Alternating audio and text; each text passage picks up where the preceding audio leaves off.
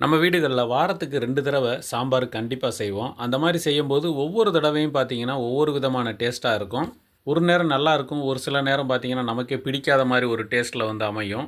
அந்த மாதிரி குழப்பமே இல்லாமல் எப்போவுமே நம்ம வைக்கிற சாம்பார் நல்ல டேஸ்ட்டாக வர்றதுக்கு எப்படி சாம்பார் பொடி ரெடி பண்ணலாம் அப்படிங்கிறத பற்றி தான் இன்றைக்கி நம்ம பார்க்க போகிறோம்.